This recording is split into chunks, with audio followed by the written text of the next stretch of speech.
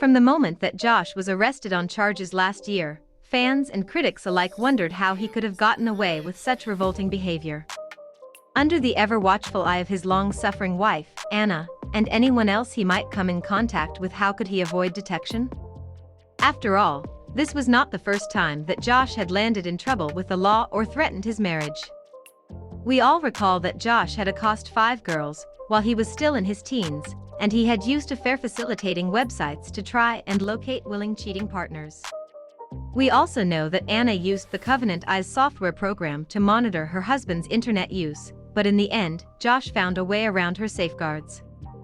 In court, prosecutors described in detail Josh's methods for avoiding protection. The state also described the exact location where he downloaded and viewed the most revolting materials investigators had ever seen.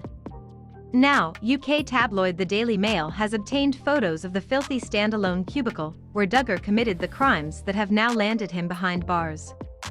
The environment in which this disgusting man committed disgusting acts is, predictably, quite disgusting. In a freestanding structure located on the used car lot that Josh owned before it was raided by Homeland Security back in 2019, Josh isolated himself from his employees.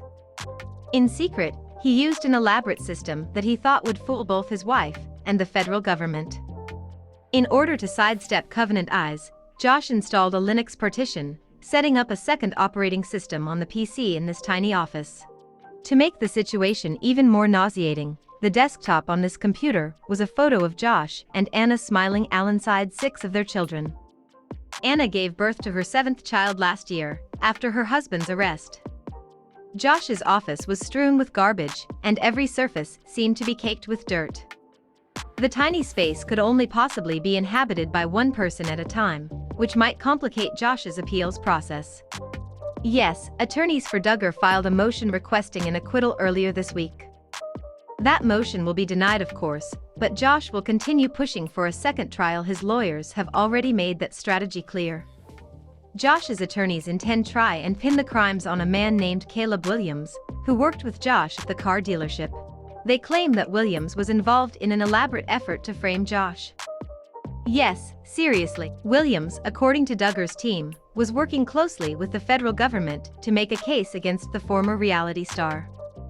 Williams, Josh's attorneys claim, had access to the car lot and the HP desktop computer during certain relevant time periods. Moreover, they assert, law enforcement had failed to meaningfully investigate the possibility that anyone other than Duggar may have committed the crimes charged. Josh's lawyers argue that Williams might have assisted the government in its investigation so that he could divert attention away from himself by incriminating his boss.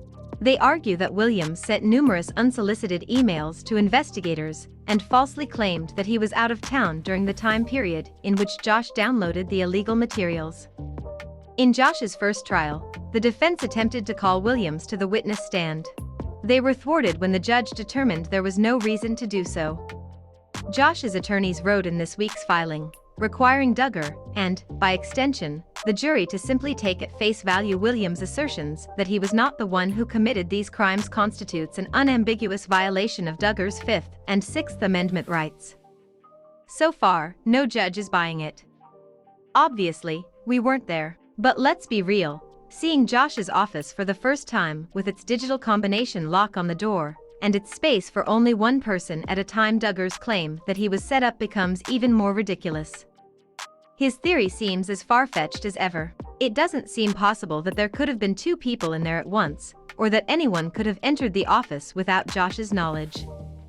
Of course, Josh will have plenty of time to contemplate these facts, as he spends the next 20 years in a confined space with another man.